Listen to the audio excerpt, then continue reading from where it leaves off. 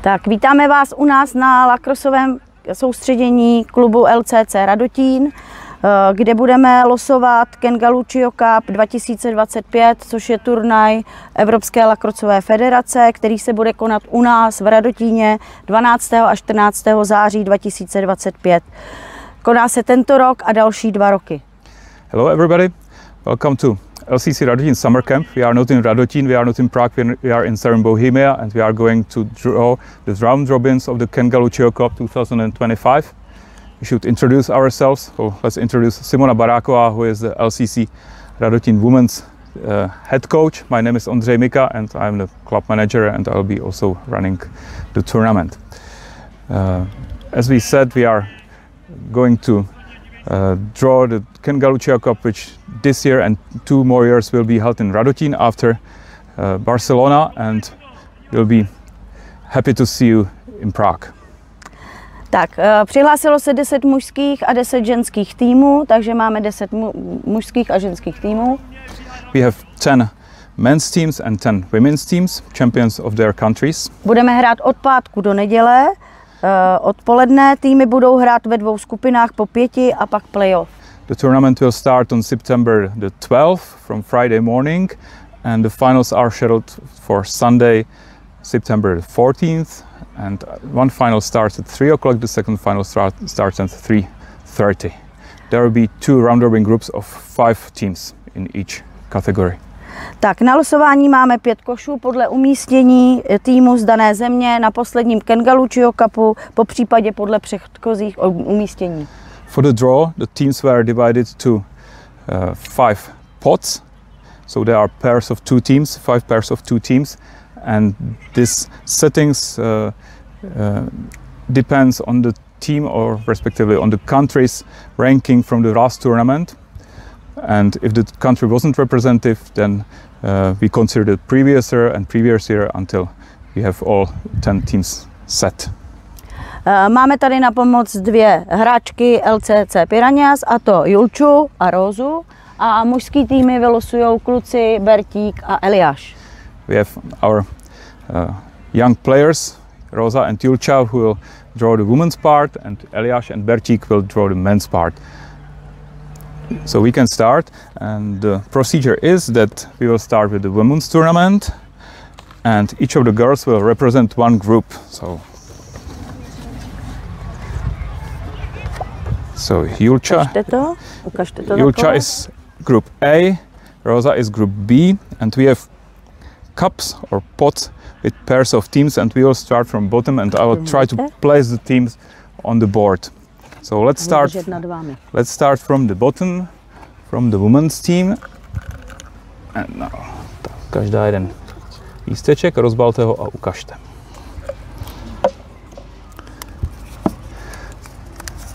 Tak.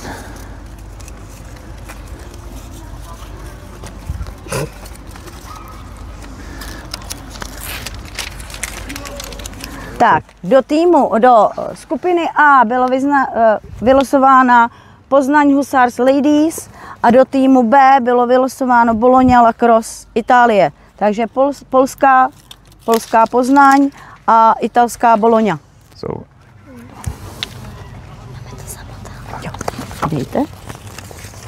As you can see, we have Poznaň Hussars Ladies in A and Bologna Lacrosse in B. So another step.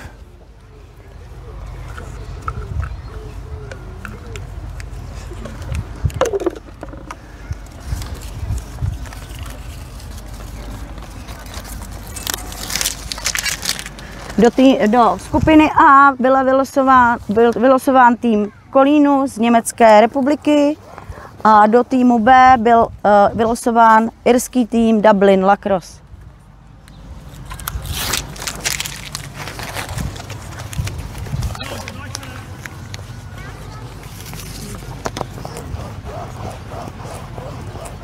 So from another pool we have Schwarzweiß Köln in group A and Dublin Lacrosse in group B.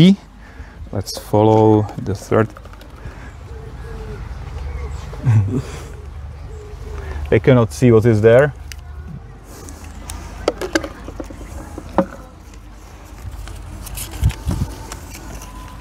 Tak, do skupiny A byl vylosován švýcarský tým Bern Titans a do týmu B byl vylosován skotský tým Edinburgh. Děkuji.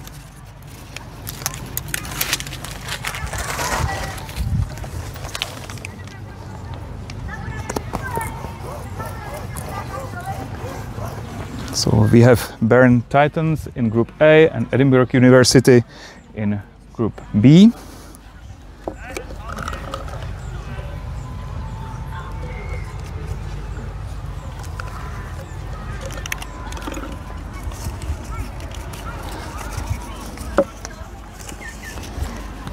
Do skupiny A byla vylosována Christiana Lacrosse, tým z Norska, a do skupiny B byl vylosován anglický tým Centaurs.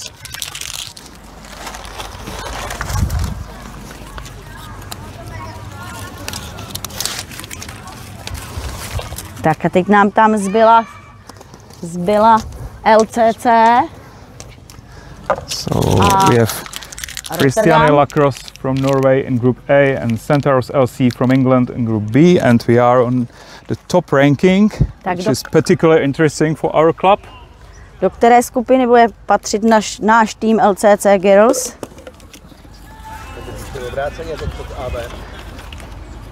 No jo, držíš. Tak, do skupiny A byl vylosován minulý vítěz minulého ročníku, tým Rotterdam Jaguars. A do skupiny B byl vylosován domácí tým LCC Girls.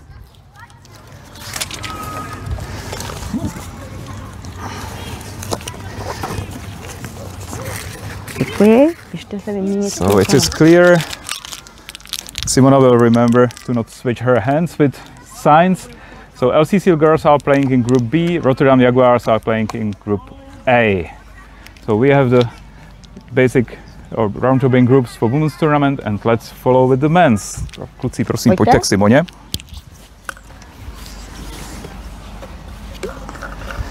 Tak dáme vám skupiny, máme černý pro změnu. Tak teď to máme opačně. Tak jo, dobře. Tak. Díky. Takže to bylo rozumný. Eliáš bude losovat do skupiny A Bertík bude losovat do skupiny B, to se hodí. Tak.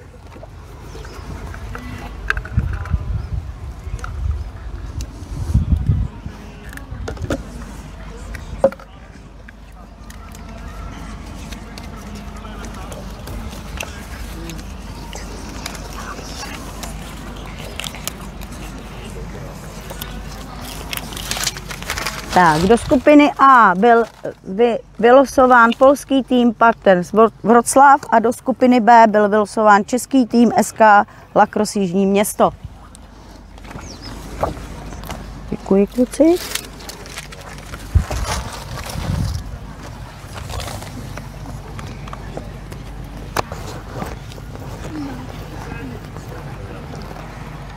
So we have Polish representative Panthers Wrocław in Group A and the Czech team SK Lacrosse Jižní Město in Group B. Let's continue with another.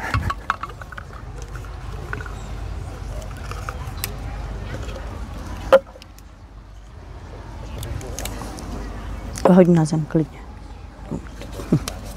Pak to pozbíráme. To je jaký tým? To je francouzský? Holandský. Tak, do skupiny A byl vylosován holandský tým Delft Barons a do skupiny B byl vylosován švédský tým Sandberg Lacrosse. So. Děkuju.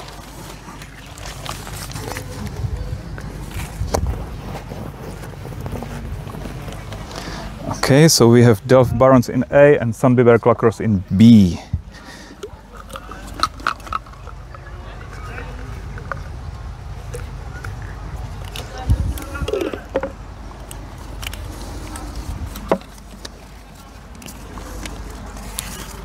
Do skupiny A přibývá italský tým Bologna Lacrosse A do skupiny B španělský tým Barcelona Drax. Děkuju.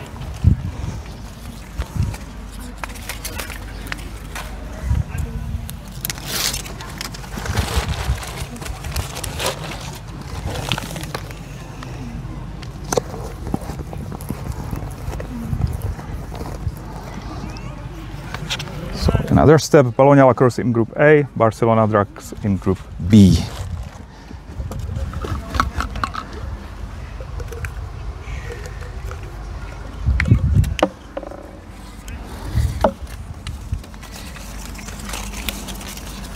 Tak, do skupiny A máme vylosován norský tým Oslo Sainz a do skupiny B švýcarský Zurich Lions. Děkuju.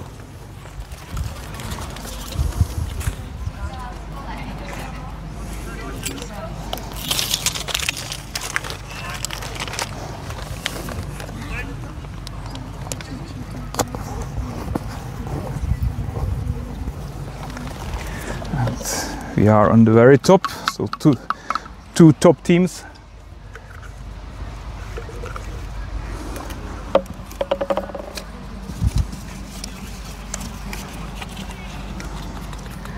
Do skupiny A byl vylosován anglický tým Spencer LC a do skupiny B německý tým Hamburg.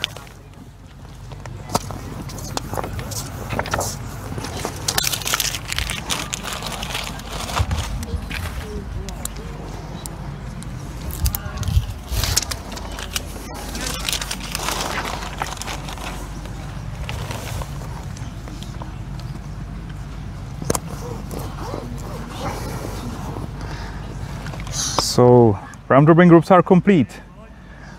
Thank you guys. Děkujeme kluci. Děkujeme klukům za. So once more, a review of men's A group. Panthers Wroclaw, Delft Barons, Bologna Lacrosse, Oslo Saints, Spencer LC. Group B, SK Lacrosse Jižní Město, Sandviberg Lacrosse, Barcelona Drax, Zurich Lions, HTHC Hamburg. Těšíme se na setkání v Radotíně a věříme v hezké sportovní zážitky v našem novém sportovním areálu. We are really looking forward to welcoming you to Radotín. There is the stadium where the tournament will be held was refurbished recently, so it will be one of the first events there, and we hope you will enjoy the tournament and we will have a great time in Radotín. Thank you very much and see you soon.